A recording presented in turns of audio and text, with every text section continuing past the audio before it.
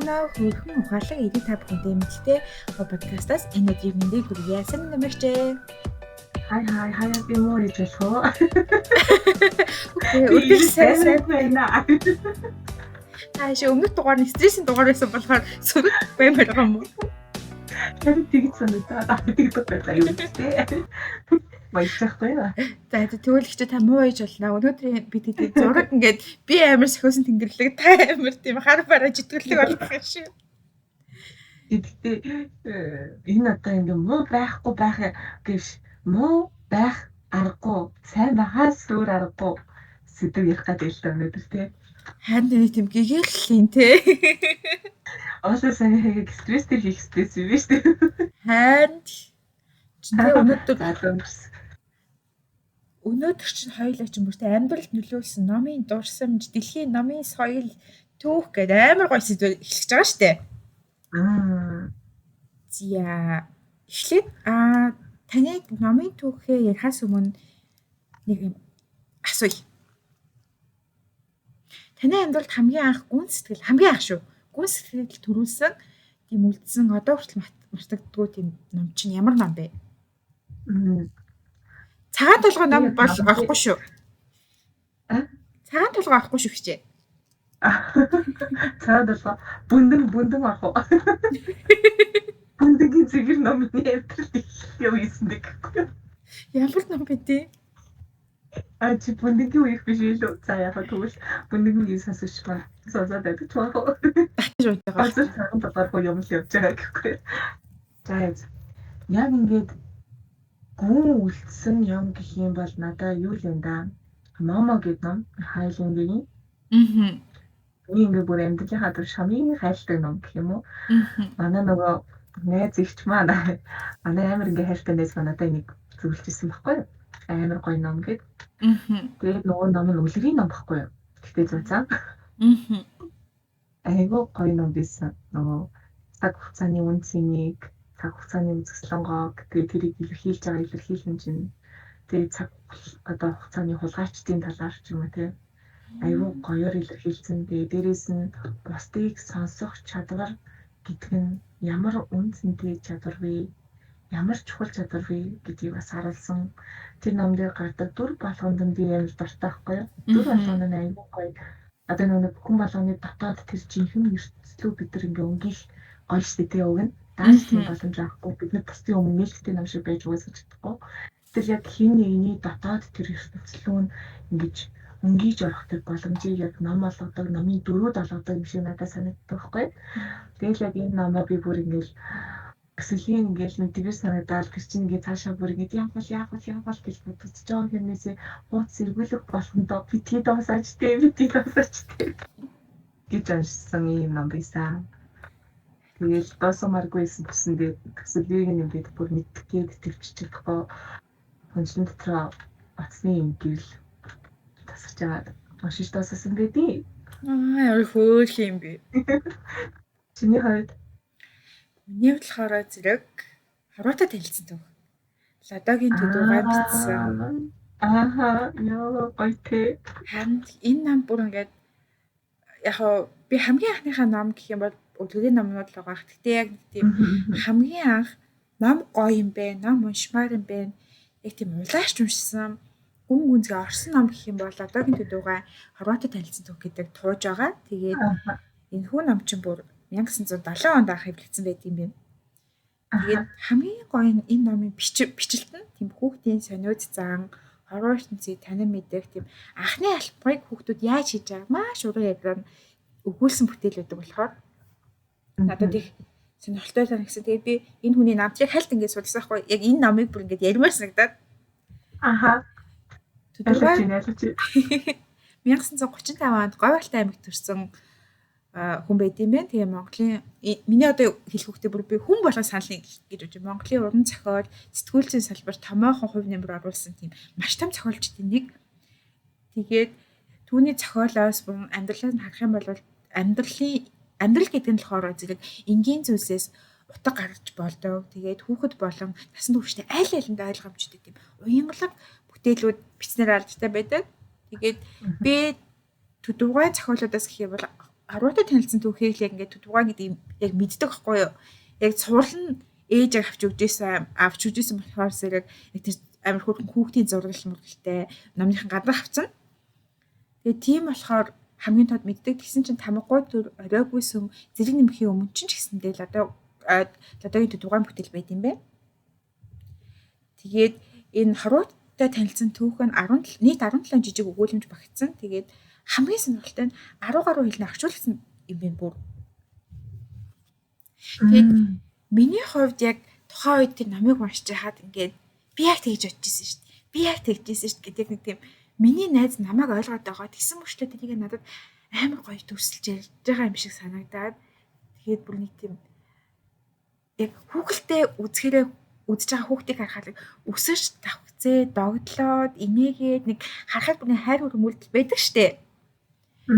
Би яг тэр номыг уншиж байхдаа яг тэгэж мэдэрчээстэй дараа нь яасан юм бол дараа нь ингэсэн юм бол гэд тэгээд нүүдэр чинь 17 жижиг өгүүлэмж нь одоо чулуутай танилцсан дайнтай танилцсан гэд яваад ангууд ингээд 17-ыг нь уншиж дуусчаад энэ ч өөр зөндөө танилцах юм байна шүү дээ. Яагаад ингэ байхгүй байгаа бэ гэд яг номоо дууссан гэж бодохгүй ингээд үлдсэн хэсгийг нь олоод уншчихсан гэд ингээд амар бодож ирсэн тийм.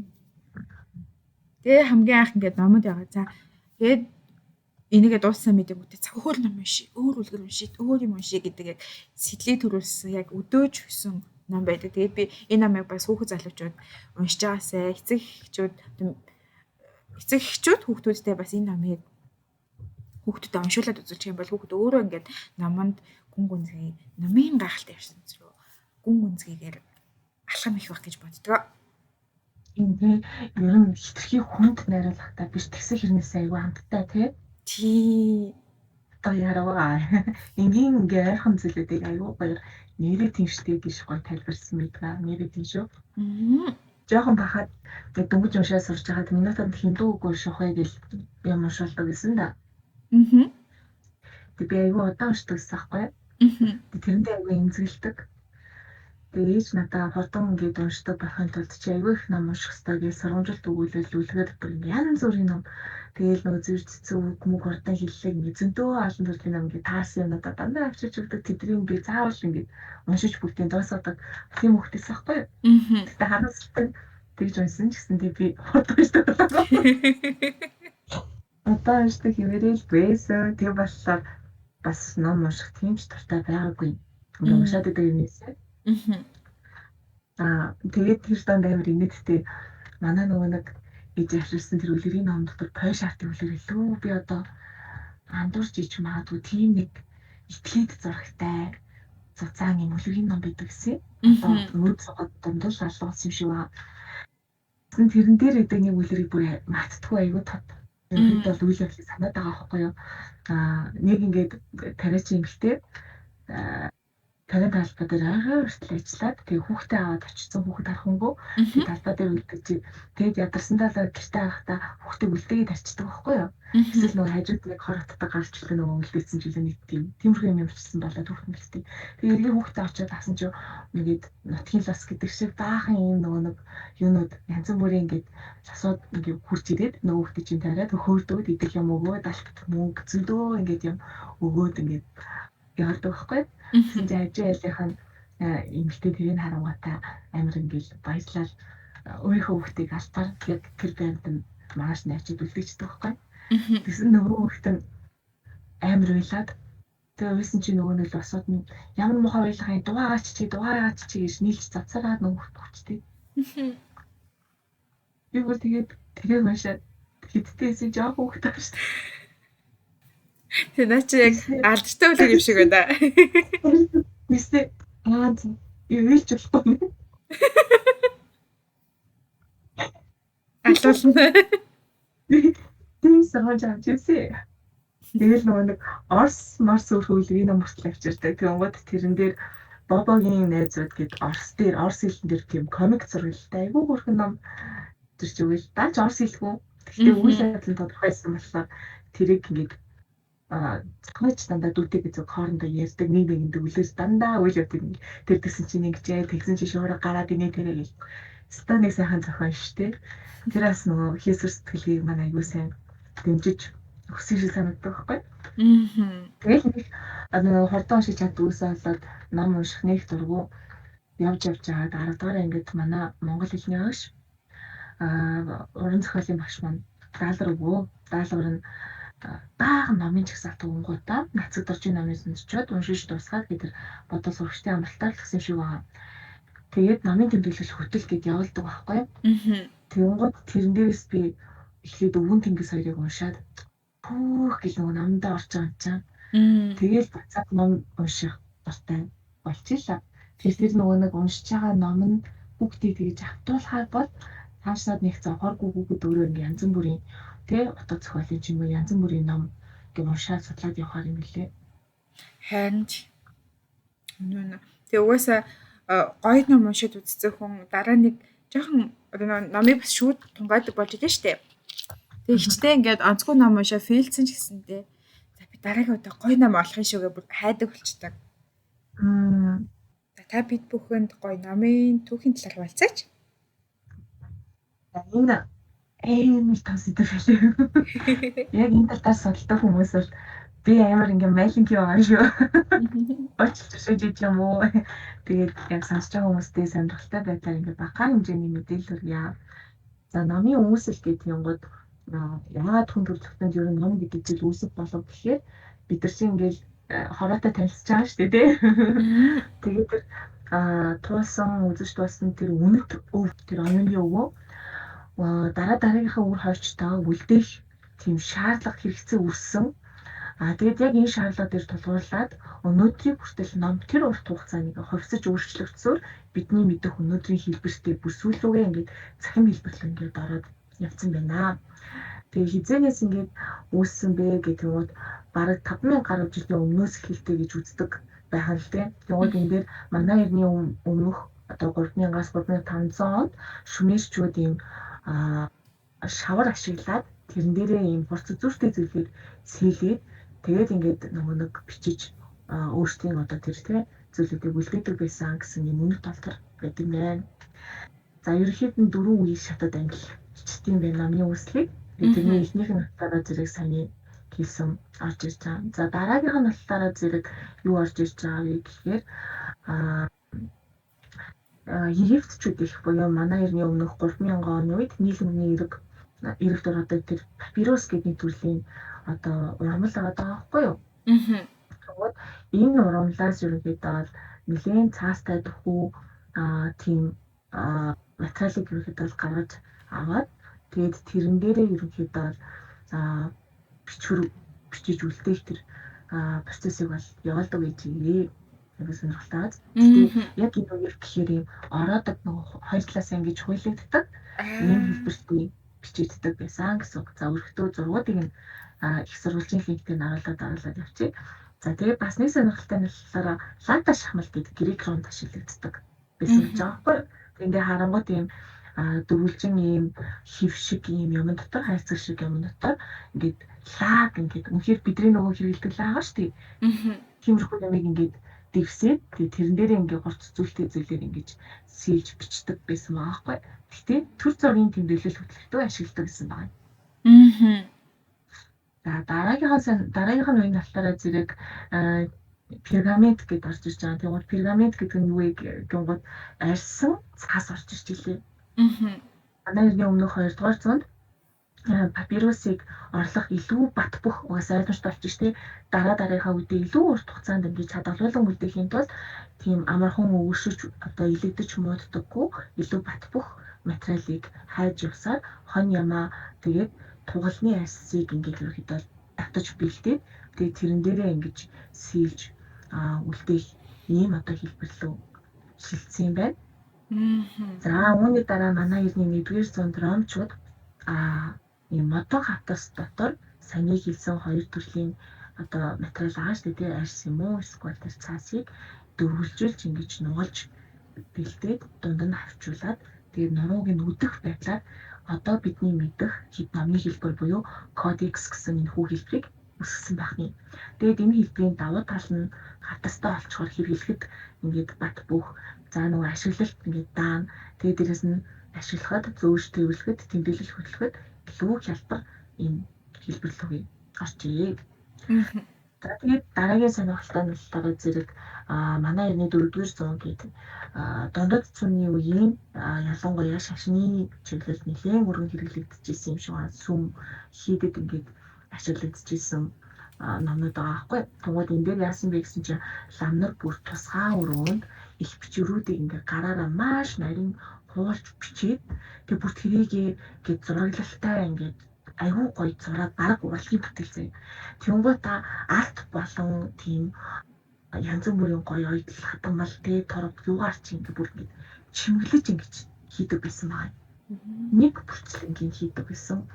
Ийм тийм одоо утгаараач тэр нэг намыг ингээд үсэг болгоны ингээд бичэндээ зургийн төртлөөрөө зурглан алтаар ингээд тэрийг ингэж бүрч чимэглэн гэж тэр цуцаа намыг хийхэд маш удаан хугацаа гарч штеп. Тийм болохоор намыг айгүй ингээд холгаад алдах эрсдэлтэй байдаг байсан болохоор бүр номон дээрээ хараалцдаг хүртэл хийдэг гэсэн гэж байна. Тэгмээр юм бид үгүй. Сурулж энийг сурулж гэхдээ шалгах хэрэгтэй. Тэгээд ерөнхийдөө бол ингэж удаан хугацаанд гарч байгаа гэдэг чинь бараг дээд зиндааны хүмүүс л ашиглагдах хэмжээний ховор тэгээд үнэтэй байсан байна.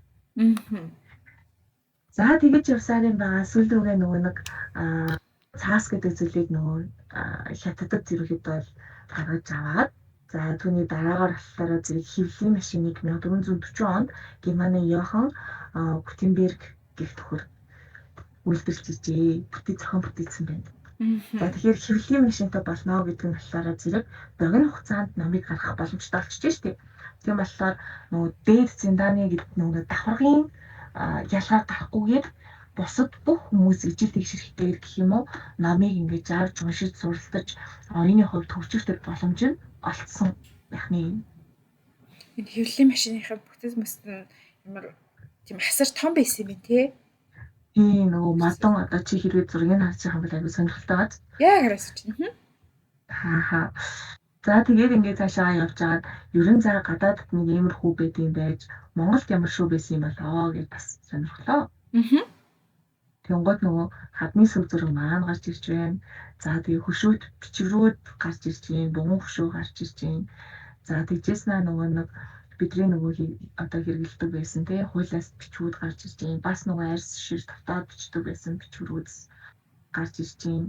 За тэгээ дээрэс нь ялт бичвүү манаа нөгөө нэг юу орж ирж илээ. Монголын нас товчоо орж ирж байна. Тэгээ бүр гоё амар нөгөө нэг тэр үнцэнтэй торог дуртан дээр тийм гоё уцаар ингэж хатгаж уралдаг байсан юмнуудаас орж ирж илээ.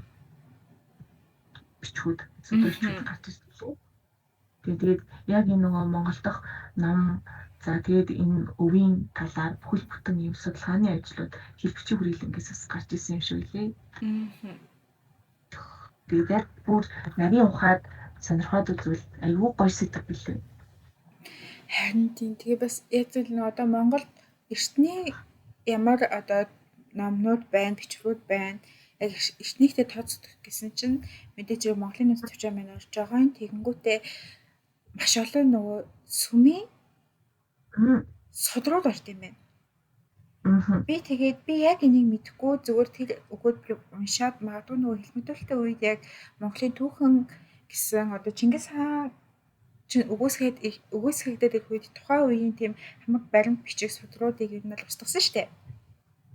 Түүнтэй холбоотойгоор ялцчихгүй шашны тийм судрууд илүү их үлдсэн байхаа гэж бодсон. Бас магадгүй байгааз. Тийм байна. Тэнгууд яг Монголд байсан одоо номнуудын хэлбэрүүдийг аваад үзвэл яг чиний ярьж байгаа судар урт нарийн одоо хуулцуудыг давхарлан өрөөд хатгалсан байдаг. Тэгээ энэ нь болохоор зэрэг төв дэмтгэхээс нөлөөтэй гэсэн байгаа байхгүй юу?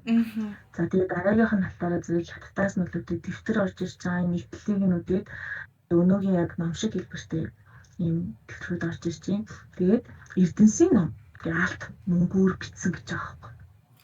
Тэгээд торгон дээр хатгасан зэсээр цутгасан номнууд гээд орж ирж байна. Сандинжууд, ганжуур, тэгээд данжуур гээд орж ирж байна. Үнэхээр хатсан том сэдв билээ. Дараахан байё. Тэгээд нөө манай монголчууд ичтэйсэн гэл намайг хүндлээл Ер нь манай аав ээж ч гэсэн баахад ингээд номыг хүндлэх хэвээр газар тавьж болохгүй те. Номон дээрээ харааж болохгүй гэж дийдэг байсан. Тэгээд дээр үед намаа муухай болохгүй гээд торгонд ингэж ороодог байсан те. Тэгээд бас монголчуудын номтой харилцаа бас амар нэмдээ санагцсан. Тийшээ намайг бүр ингээд баг ингээд таад идэгс ш ном ингээд сургуулиас тарааж өгнө. Тэнгуут намаа заавал ингээд нөгөө нэг тэрнгээр ингээд цоолоод нурууг ингээд бүхэлж ийм нойлын утас гэ бүдүү утас гэдэг штеп. Тийм бүдүү утас гэж ороод тэгээ заавал хавцын ингээд скотч төгстэй тий тэр ингээд ашлаад урагдсан хуудас мууц хаан бол бүгднийг ингээд гоё ядаг нааж магаад цэвэрхэн цавуудаад ч юм уу намыг ингээд сэргийдэг. Тэгээд нөгөө нэг ангийн багшийн цаг тэр үед их байсан. Тэгээд яг нөгөө нэг ном арчлах юм цаг магтай гэдэг юм байна. Би бас яг тэгэж ээжээр өдөрөлдөг гэсэн чинь учир нь нөгөө баг дунд ангийн хүмүүс чи их сахилахгүй. Тэгээд уулын бол номдод тийм гамгүй байгаа юм тухайд байхгүй л байсан гадайсан ч гэсэндээ ер нь тэгээд өдөж мэдхгүй бол хүүхдийн гараар орж байгаа болохоор ингэс өрөвдмөр тэгээд скотчтод яачхаа ер нь бол заваад нь гэж өстой байхгүй. Яг шинээрэл юм шиг байдаг. Гоё арга шүү. Тийм тий. Тэгээ одоо ч цаг үе чинь гоё ном гоё илүү хөгжөөд яг академик түвшинд болоод ирсэн чинь Монголын номон дээр тавьдаг стандарт гэдэг зүйл нь бас их сонирхолтой байд юм байна. Тэгээд ерөнхийдөө номон дээр цаанаас нь зааж өгсөн үндсэн хэсгүүдийг бол дурдж өгсөн байдаг. Нүүр хэсэгтэй байх хэвээр, арын нүүр хэсэгтэй байх хэвээр, агуулга байх хэвээр тэгээд үндсэн текст нь орд юм байна. Тэгээ нүүр хуудасд нь заавал номын нэр, зохиогч нэр, хэвлэлийн газар, хэвлсэн огноо байх хэвээр. Арийнхаа нөлөөлөхөөр зэрэг ISBN дугаар гэж байд юм байна. Тэр байх хэвээр би тэрийг дараа нь тайлбарлана. Тэгээ хэвлэлийн газар, хэвлэгдсэн газар, тираж буюу тухайн ном нь хэдэн хувь хэвлэгдсэн. Тэгээ хариуцсан редактор дизайнерыг дурдж байх хэрэгтэй гинэ. Тэгээ энэ дээр би бас тираж байж байгаа нь хэцүү юм байна гэж бодсон. Одоо бас номын хулгайгаар хэвлэдэг муухай зохисгүй үйлдэл гардаг болсон шүү дээ. Тэгэхээр тиражаас бас тираж хийснээрээ тэрнээсээ өршин сэргийлж байгаа юм байна гэж бодсон. Тэгээ мэдээч хэрэг агуулга дотор номынхаа бүлэг ямар хэсгүүдэд ангилсан гэсэн зүйлийг оруулаад тэгээд номынхаа гол хэсэгт мэдээлэл үндсэн номын гол агуулга орчирна. Тэгээд заавал байх ёстой зүйл нь ашигласан материал буюу ном зүй байх ёстой. гэж стандартчлагдсан байт юм байна. За тэгээд нөгөө ISBN гэдэг стандарт гэдэг байгаа нь International Standard Book Number буюу олон улсын номын стандарт дугаар гэж байт юм байна. Тэгээ энэ болохоор 13 онд тоо дэлхийд даяар байгаа номыг бүртгэдэг бүртгэл юм байна. Тэгээд нөгөө номын сан ордог хүмүүс бол амар сайн анзаарсан даа нөгөө номынхын баркодынхаа тэнд нь ISBN гэдэг байдаг байхгүй юу? Тэгээд тэрүүгээр номоо баркодыг уншуулаад тэр ном гарсан орсон гэдэг мэдээллийг өгчдөг. Тэгээд энэ дугаар нь өөрөө дахин хавтагшгүй тоо байд юм байна. Тэгээд ISBN-ийг болохоор зэрэг Монголд зөвхөн Монголын үндсийн номын сангаас авдсан юм байна. Ерөнхийдөө Монголын үндсийн номын сан чинь Монголд байгаа бүх номнууд чинь 1% заавал өгстэй байдаг шүү дээ. Тэгээд энэ ISBN-ийг хадгалаад явд юм байна л да. Тэгээ хэмжээний хувьд болохоор зэрэг A5, B5, A4 болон pocket size гэсэн үндсэн дөрвөн хэмжээ. Тэгээд A5 дээр уран зохиол, B5 дээр сурах бичиг, A4 дээр судалгааны ном буюу одоо нөгөө дипломын ажил, pocket size нь халаасны ном гэсэн үндсэн ер нь бол дөрвөн байдаг хэмжээ байд юм байна. Тэгээ зөвхөн энэ номын бичвэрээс гадна хэвлэлдээр нь ч гэсэндээ стандарт байд юм байна. Цаас нь 70-аас 100 GSM гэсэн хэмжээтэй бичгийн цаас тэгээ урлагийн номонд болохоор 120-аас 150 буюу илүү зузаан байх ёстой байдаг. Тэгээ фонт нь Times New Roman, Arial, PT Serif гэсэн фонт заавал шаардсан мэлээ. Би энийг бодохдоо нөгөө үсэг чинь их фонт дээр таньдгүй учраас энийг ингэж тусаас өгсөн байдаг гэж үзсэн. Үсгийн үндсэн хэмжээ нь 10-аас 12. Тэгээ мөр хоорондох зай 115-аас 1.5 гээд ерөнхийдөө бүх юм ингээд стандарт заагаад өгсөн байт юм байна. Би бүр ийм нарийн нөгөө зааж өгсөн байдаг гэж мэддэггүй байж байгаа ингээд сонирхоод үзсэн чинь их сонирхолтой санагцсан. Хоёлаа их сурвалжинд оруулчихад зүгээр юм тий.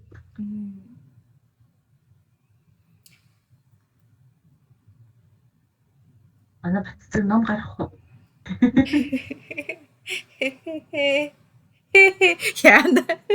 Энийг яагаад гаргасан? Гарахгүй хөө. Одоо тэгээд би юу гаргаж гарах вэ гэх юм. Харж илээ. Тэр зөвхөн нэрээ стандартаар барина гэдэг аюул чухал шүү тий. Стандарт гэдэг зүйл бэж иж чанартай ном гарч байгаа. Нэрээ ном ингээ худалдаж авахдаа юуг нь хардаг вэ? Яг ямар ном байх юм бол ингээд авмаар санагддаг вэ? Одоо үед юу их нөлөөлдөг болж байгаа. Одоо нөгөө интер ном чи энэ 7 хоногийн онцлог номыг гаргадаг штэ. За тийм. Тэрийг хардаг. Гэтэ олон юм харна л доо. Тэрийг хардаг.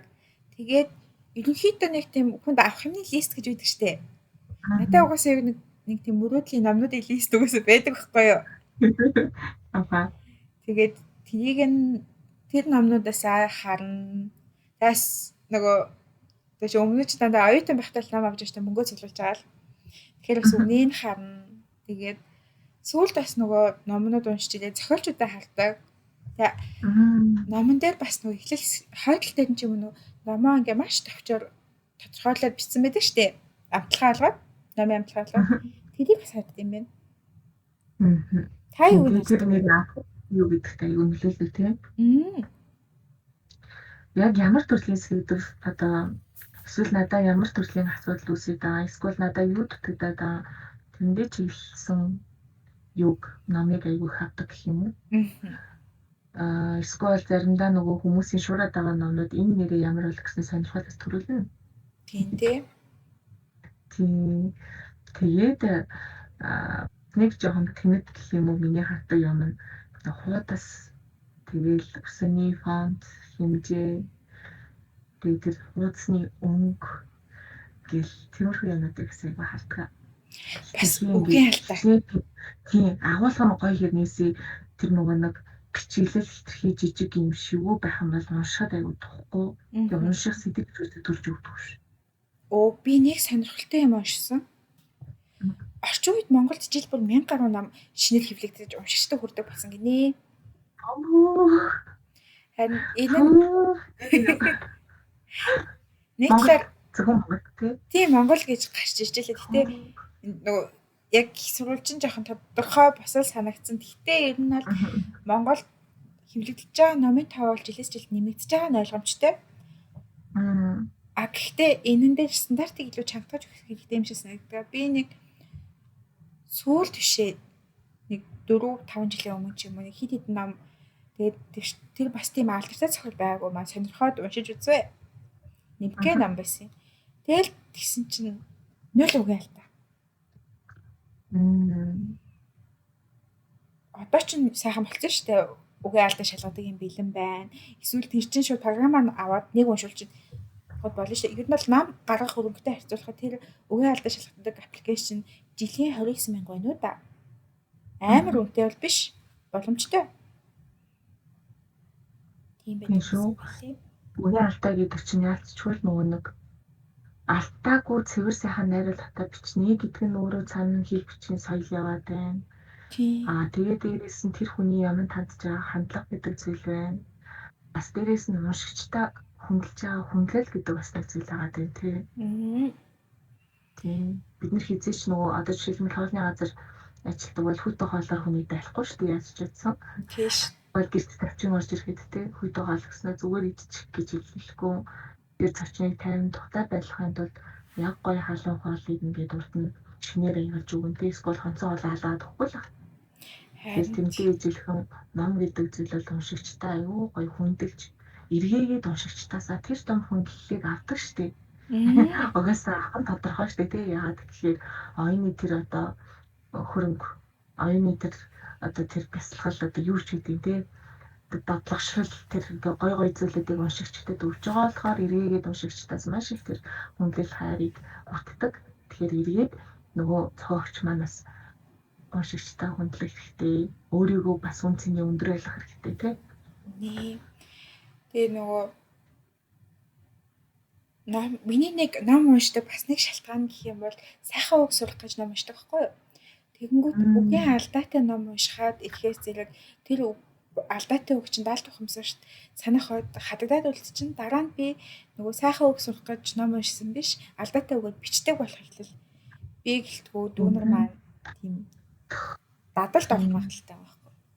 Таны номыг чинь ном уншдаг жол гэж танд байгаа вэ? Таны ном уншдаг жол юу вэ?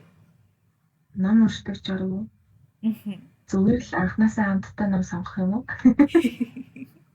Тэг би одоо номон дээр бүр ингээд мэрэгжлийн ном уншихаас бүр үнэхээр тэлэрч байна. Бүр яа бүр тэрэ авирцээ нөө би завж гинөө гэдэг. Яг завч чараад гинөө тэгээ. Яг энэ тохиолдолд бол өөрийгөө амар уншуулах хэрэгтэй юм билээ. Би энэ намыг уншчих юм бол илүү гоё ном авах юм уу те. Би тэгээд нэг тийм урамшууллын бодлого байгаад байна. Би ер нь нэг уран зохиолын ном талаас асуусан байхгүй юу? Одоо жишээлбэл би ном уншихдаа за нэг номыг эхлүүлээд уншлаа. Тэнгүүтээ эхлэлийн тэр нөгөө зохиолч өмнөд хийдгүйсэн зохиолч тэр өмнөх хэлсээд бай тэрний талархал хэлбэлүүд дурсгал гэдэг хэсгийг нь анхааралтай уншдаг байсан. Уншдаг болсон. Яагаад гэвэл тэр ном чин тэр хүний маш урт хугацааны хүндлэл тийм учраас тэгээ тэр хэсэг чинь зүгээр skip өнгөрөө гэсэн хэсэг биш шүү дээ. Тийм болохоор тэр хэсгийг уншдаг болсон. Тэгээд номоо уншихтаа ингээд дундуур нь бодоод зарим хэсгүүдийн өмнө нь хэсэг гүйлгээд хурд уншаад дуусчихдаг байхгүй юу? Яг сонирхолтой ном байвал бас тэхийн зүгээр.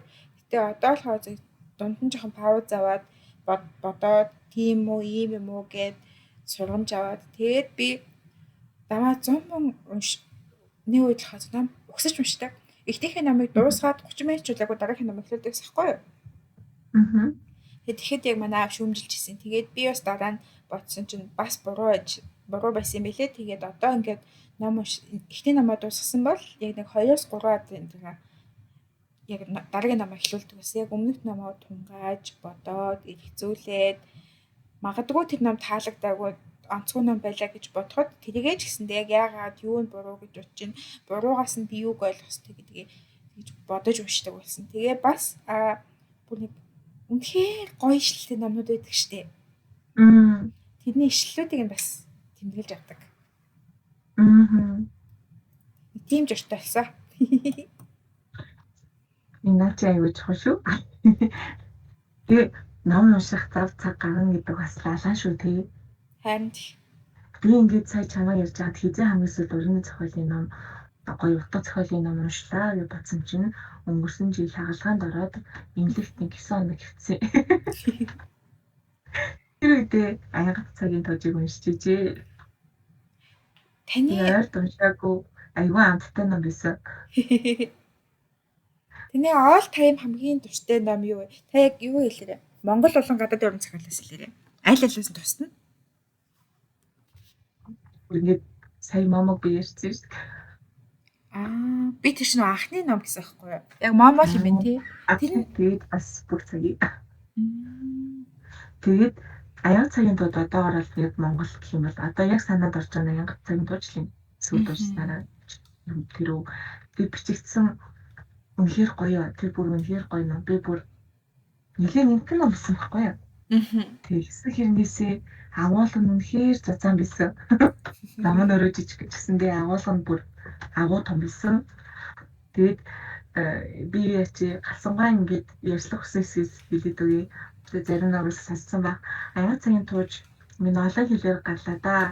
За 20 хэлээр гарсан гэж байгаа юм. Монгол дээр гарсан 2 дахь хэвлэл нь дуусчихсан. Анхны хэвлэл нь тэр дараа дууссан байсан. Ингээд гарахгүй уншигчид олон жилийн номоор цангаад намайг шахамдуулаад байсан чинь буян хийж мө бор хүмүүс энэ номыг дахиж хэвлэж өгсөнд өвгөн би магнаа хартлаа баярлан гихч болж байна да гэж байгаа байхгүй. Тэнгуутаа одоо нэг сонсч байгаа за энэ номыг уншсан бүх хүнд би насыг минь аваарай, сэтгэлийг минь аваарай, буйныг минь аваарай, жаргалыг минь аваарай, зовлон битгий аваарай гэж хүсье өрөөё гэж бичсэн байсан. Ямар сайхан хөхтэй юм тий. Тэр тийм багт тэгээд бол энэ ном дээр хатаг үйл явдыг би ярмаар л байна гэхдээ уншигчдад маань амтахгүй болчихно. Өөрсдөө бүр яг ингээд уншаад амтлал үнэхээр гоё ном. Үнэхээр гоё ном. Тэгээд завгүй цаг дунд ингээ уншихад боломжтой ном учраас гоё уншаад бодоод нэг өөртөө авчид илүүдэхгүй юм билээ. Тэгвэл асуултыг чинь эргээд чадварчил. Би яг энэ сэдвийг бодсон л та. Тэгээд миний ингээд цаг үе болгонд дуртай ном маань өөрчлөгдөв л яваад исэн юм байна гэж бод. Гэдгийг ойлгосон. Яг шинэ ном уншихад энэ гоё ч юм уу. Тэнгүүтээ үгүй тэр гоё хэвээр байгаа юм байна гэх. Тэгээд яг одоогийн байдлаар сэтгэлд маань ингээд хэлье гэж бодсон Монгол ном гэх юм бол Аюур заны сүнсний томьёо. Тэгээд би ерөнхийдөө Аюур заны номоос миний бодлоор 2 дахь байна уу 3 дахь ном маань сүнсний томьёо байхгүй юу? Тэгээд сүнсний томьёог болохоор зэрэг гадна талын надад ковер нь таалагдсан.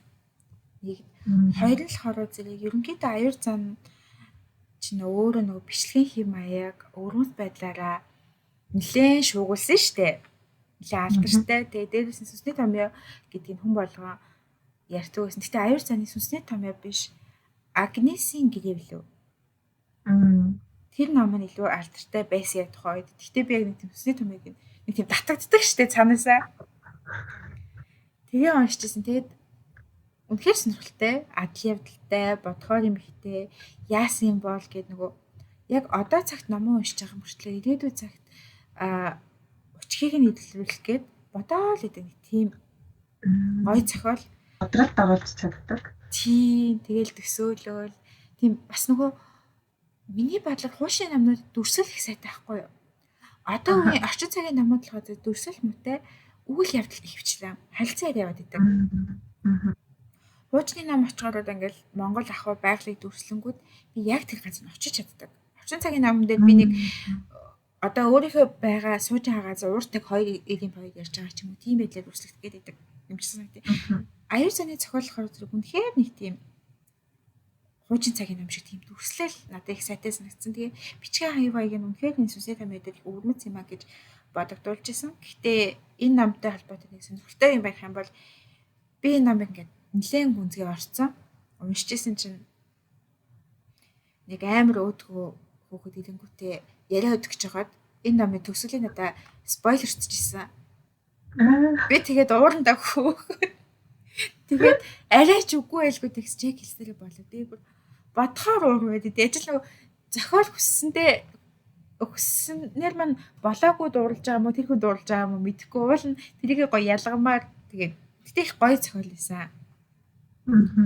Тэгээд гадаадын уран зохиолоос гэх юм бол надад 2 ном байна. Нэг нь болохоор Дэм Брауны Да Винчи Код. Уул энэ ном их том алдартай зохиолохгүй. Гэтэ Монголд уншсан их цөөхөн байт юм билээ. Мэддэг бол Да Винчи Код гэдэг нь номоос гадна кинонд байдаг. Тэгээд үйл явдал надад ер нь л адал явдал зохиолохгүй юу? Их сонирхолтой эргэлт ихтэй кино болохоор их гоё санагдав. Тэгээ дараагийнх нь болохоор Викторио Эверти Улаан хатан гэдэг. Энэ болохоор 4 бат ном байдаг. Монголд сүүл эхний 3 бат нь юу байсан орчуулагдсан 4 бат нь хараахан миний мэдхээр бол орчуулагдаагүй байгаа. Бас адал явдалтай, сонирхолтой үйл явдалтай нэг тийм ирээдүйг харуулсан бүр нэг тасарсан гоё кинонууд байдаг да. Яг тийм мэдрэмж төрүүлдэг. Тэгээ заримдаа ч номноос бүр нэрээ киноноос авч чадхааргүй гоё мэдрэмжүүдийг авдаг тий. Алгадаа тэр бүх төсөөлөгдөг л. Яа. Киног нь үзчихэд энэ аим хэцүү тийм ингээд киног нь үзчихэд номыг уншихаар гоё штэ. Кино ингээд үнэхээр таалагдсан байж байгаа. Ном руу н ороход ном нь бүр хамаг дутаа хэсгүүд яа. Гэтэ заримдаа нөгөө зарим хэсэг нь кинонд илүү нөгөө гоёор харалцсан. Тэнгүүт зохиол дээр шал өөр байснаа хараад уран буурах байдаг.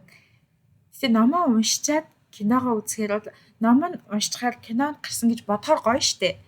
Дааж бас ингээд кинонд угаасаа л ягаад ч намайг үзэхгүй чинь өчнөө үзэмтэй. Тэгэл тэнгүүт бас уран буурал. Энэ бас нэг амар юу тэмцэлтсэн бодлоо.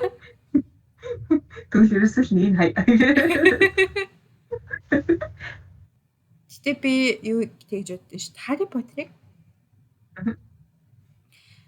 мэдээж номноос дутуу хэсгүүд олонтой ч гэсэндээ Harry Potter кино шиг өгөөш ном шиг их гоё кино хийгдсэн гэж боддог. Яг аль аль нь төгс өссөн. Тэгээ хоёуланг нь гоёор хин гэдэг чинь бас л тий. Тэгээ танд хүмүүсийг уншаасаа гэж боддог тийм санал болгох ном байдгүй. Хүн болго энэ намыг л уншаасаа гэж боддог. Яна момо.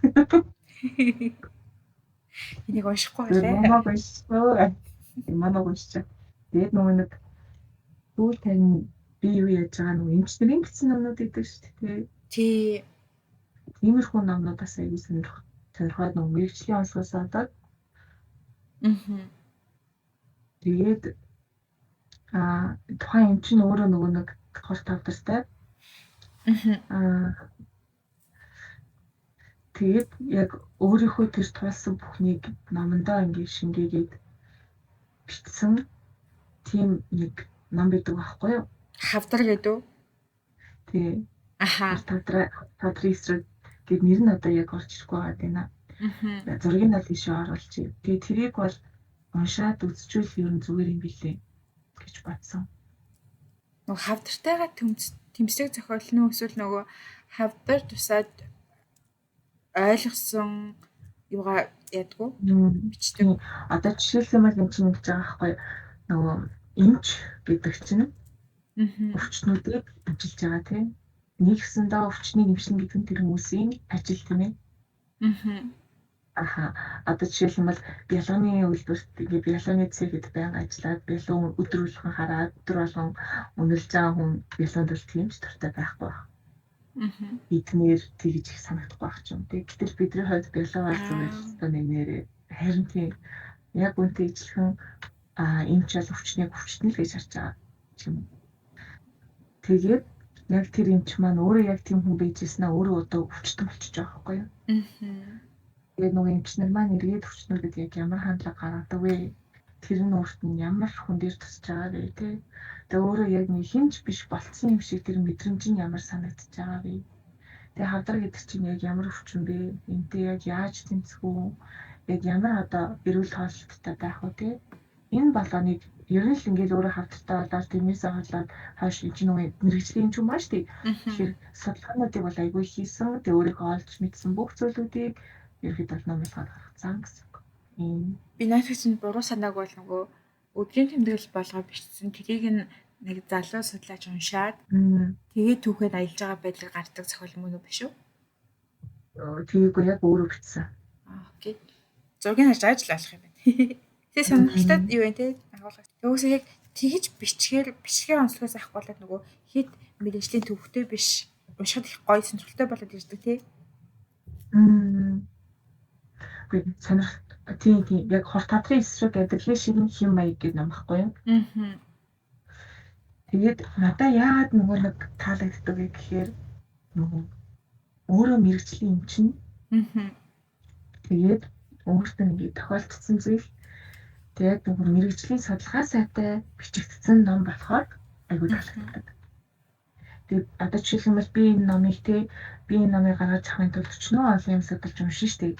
Одоо энэ ном дээр бүлүүдийг авахын тулд гэтэл тэр хүн тэр олон жилийн судалгаа туршилтаа ерөөд бол гараад өгсөн байх жишээ тий. Тийм ээ тий. Тэгээд иймэрхүү номнууд ер нь нэлээд их бидэг тий.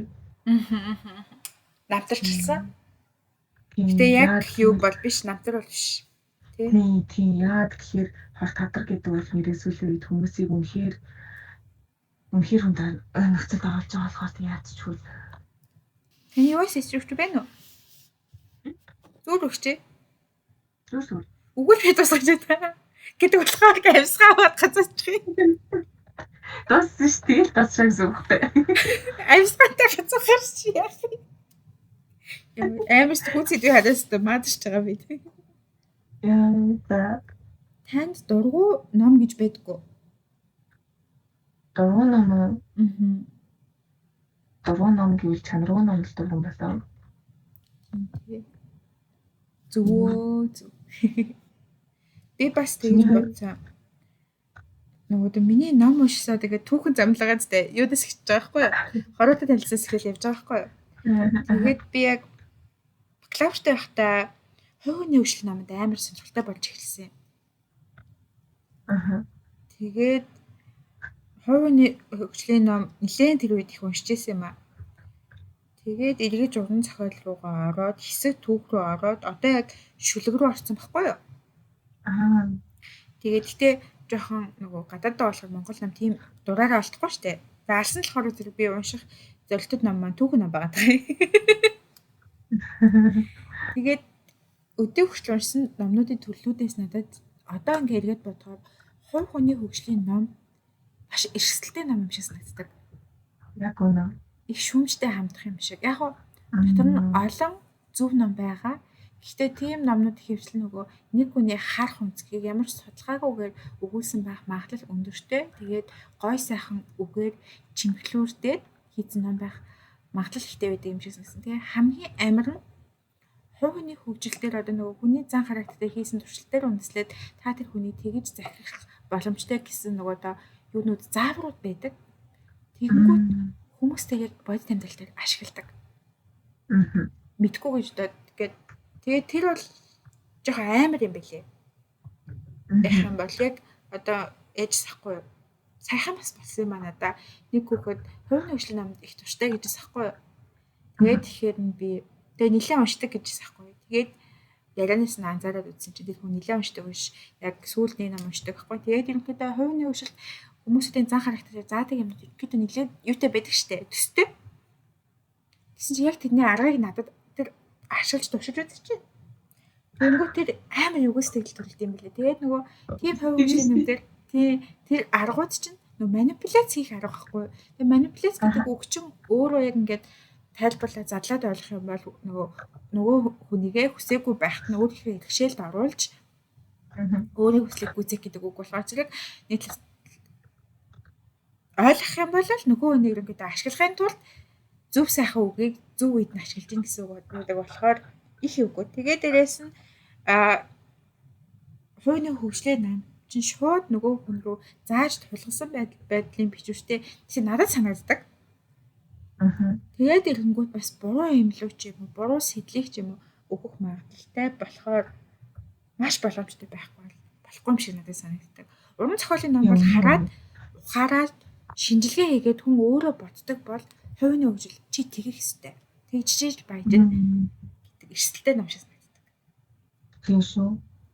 Тэгээд ингээд би бас ингээд бодсон яг нөгөө мэдрэг курс мөрстэй ч юм уу те.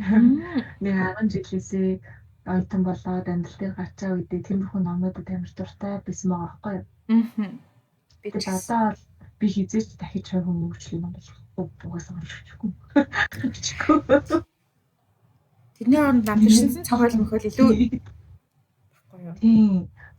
Тийм. Тэнгууд нэг тийм хүмүүсийн яг нэг тийм нас тэр одоо насан дээрх сонирхол эсвэл нөгөө тэр одоо насны тэр үеийн тэр сэтгэн бодож байгаа байдал бие авч явж байгаа байдал тий эсвэл сэтгэл зүй хэрэгцээ тэр болгоно нь ямар төрлийн ном сонирхох вэ гэдэгт нөлөөлөд идэв шүү байгаа тий. Харин тэгээ бас нэг сонирхолтой энэ зүгээр миний ажиглалтаа яг хүмүүс ямар ном уншиж байгаагаа адилхан яриад байдаг. Жишээлбэл одоо ингээд 10 жил мэнд их анзаардаг да. Дамаа илүү нөгөө амархан юм хүлээж авч байгаа нас болохоор зэрэг түүхэн ном уншиж байгаа эсвэл яг хуушийн ном уншиж байгаа хүмүүс их гоё зүүрцсэн уянгалсан яриатай болоод эхэлдэг. Тэнгүүд хувь хүний хөгжлийн ном яаж байгаа уншаад байгаа хүмүүс амар заагаад байдаг. Майнес мэд ингээд яг анзаардаг байхгүй. Хувийн хөгжлийн тийм ном уншиж байгаа стай гоё гэж яг таалагдаж болно. Тэр ном нь уншаад үзвэл гоё байж болно. Тэнгүүтээ чи энэ тэгэхээр болох хэвээр тэг инг гэж хэлдэг. Номын хамгийн гоё нь тэг инг гэдэггүй надад хамгийн гоё санагддаг юм. Ийм юм боллоо гингүү тэрийг нь би бодож байгаад тэг ингийг ойлгох нь хамгийн чухал. Хамгийн гоё үнэтэй. Хөдөлмөрийн үр шим. Тархины бор эд маань зүгээр хамаг юм ажиллаж байгаа гэж ухаарч авж байгаа юм чи. Тийм штэ. Гэтэ хүн угаасаа л нөгөө талент тусалтай угаасаа тийм гэдэг үстэй тий. Өөрөө ирэхгүй тэрийг өөрөө ч тодорхой хэмжээнд анзаардаггүй ч юм уу. Одоо жишээлбэл би амар сандын нөгөө ангийнхаа ямар хүүхдтэй хамт сууснаас хамаарат бичнийх юм өөрчлөгдсөн штэ. Тий. Гоё бичдэг хүүхдтэй гэлчих юм бол яг л нэг хүүхд шиг гоё арайч гүцэхгүй л тий. Тэгэл гоёчдаг болчихдог шүү. Амуухан ачдаг үгтэй зоох юм бол бас муухай хичээлээд ивэл. Эсвэл нөгөө оюутан хадас гэдэгсэн зарим хичээл дээр элегсэн дээрээ суучдаггүй шүү дээ. Тэгээд нэг хэдэгтэр авш нөхөрөө нөгөө яг дэвтрээ хуулуулж байгаа нөхрийн одоо бичгтээ эзэлхэн бичдэг болчихсон шүү дээ. Амар сайн уу. Тэг би бол хүн ингээд тоож хуулийг гэхэргүй амар муухай хичтэй тэгээд амар шахаж мангар их юм бичдэг. Тэгээ манай ингээ хөөхөд жилээ надаас нөхгүй л надаас дэвтрээ өгч авалт гэхгүй юу. Тэгсэн би за бай гэ өглөө. Тэгсэн шууд нээж харсан хаагаад буцаад юу ч дуурахгүй надад өгч явсан.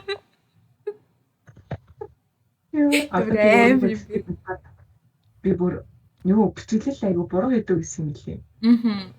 Бичлэлийг би хийхдээ багшийн лекцийг айгүй анхааралтай сайн сонсоод бодож боловсруулад тэгээд дүгнээд тэгээ юу ойлгосон яах ёстой тийм цомхон байдлаар тэмдэглээ айгүй гоё өөртөө зориулж хийх ёстой байсан юмыг би багшийн амнаас гарч байгаа баг гэх ханиалж байгаа авайг нь хүртэл үтийн ингэж төгсөн л сонсохдоо.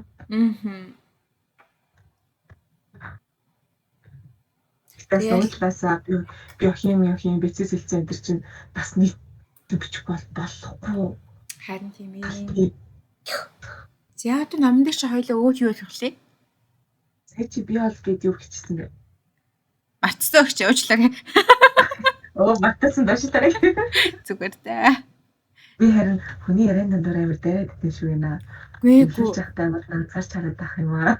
Танд л тэгээ санагдаж байна. Надад болохоор зэрэг хоёулын ерөөсөө нэг тийм дайралцсан байхгүй жоохон дайралцсан санагдалс. Жоохон дайралцаа гоё явахгүй бол жоохон монотоны яваад ам шиг санагдсан. За наман дээр өөр юм ярихгүй бол ерөнхийдөө ингэж дуусах уу? Өөр сонирхолтой мэдээлэл би гайг байхаа. Марцсан юм. Судар модор байсан торгон утанд хайцдаг хийцэн. Босоо бичгийн талаар хайлт их уу гэж байсан. Тэр хударсаа. Модон барын талаар дурсах уу гэж байсан мартсан байна. Одоо тэр хэсэг өнгөрцөө. Одоо хойноос нь гэд дуртахаар үнэхээр утгаар шин. Тий. Ханд. Нэрээ модон сударч ай түүх чинь гэл. Гэхдээ би нэрээ тэрийг бас бодчихсан яатсан шүү. Ойсаа энэ түүхийн ярих чинь нэлээд хүн дэмжтэй гэдэг тэл дэрснээ дотоо явуулсан юм шиг байна. Өнөөдөр бидэнтэй хамт сонирхолтой номын дурсамжууд болон номын сонирхолтой мэдээллүүдтэй минь хамт байсанд баярлалаа. Өөрсдийнхөө бас гоё уншиж ирсэн ном, дуртай ном, дургуй ном, тэгэл номонд юу хандлагаас эргэцэлж бодсон байх гэдэгт итгэлтэй байна. Энэ сэдв ахаа нэгэ тинтэй гэсэн амар тийм сонирхолтой яриатай өрнөлөө гэж бодож байна. Таны бүх саналтай нийлж байна. Нэшгүй наа. Арайчтай. Тэгвэл хайлаа даваад тасаа тий. Тэгээ өнөөдөр энэ удаагийн дугаарын уриалах юм төгсөлн гэх юм бол номыг гоё цэвэрхэн уншдаг хүн байгаарэ. Ном зээлж уншчаад тий. Уцаад таа өгөөрэй. Харин Номын hulгаа тооцогддог илүү бүх хурлаа шүү гэдэг. Номын hulгаа маш том hulгаа. Хаатай хамгийн том гэм зэрэг. Тэгээ намайг гоё цэвэрхэн уншдаг хүн байгаарэ. За тэгээд надад чи би өөрөө ном галцсан явж байна. Нэр нэстэ намын нөхөн сайн яана. Тэгээд тань найз чинь энийг үзүүл дотроо бодоол юм багтай. За өгнө очлаа. Өгнө гэж шүү. Өнөөдрийн дугаартай маань хамт байсан баярлалаа. Лайк дараарай, subscribe дараарай, бас комментүүдээ үлдээгээрэй. Бид нар бүгдийг уншин шүү. За тэгээд 1 2 3 bye. Зэрэг хэлээч ихчээ.